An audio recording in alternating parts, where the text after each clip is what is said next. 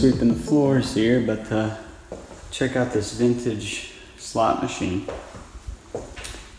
What I really want to show you guys is this video so far on the post wrap.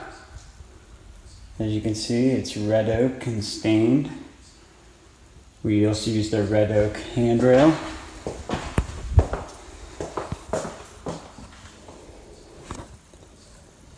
And the way we built this was we used 3 sides of this glued up and clamped this piece on, and then ended up actually rounding over all the edges. It turned out really nice.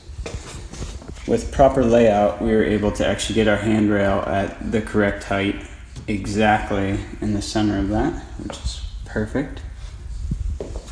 And the star of the show here, which you might not even be able to tell, let me back up,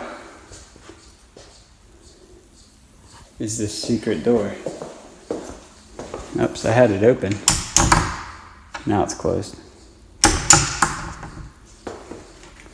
Into storage closet. Pretty sweet.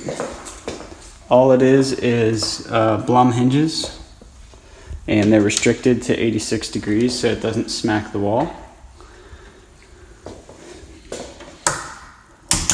And a push button. It also has soft close, but it doesn't close the actual door.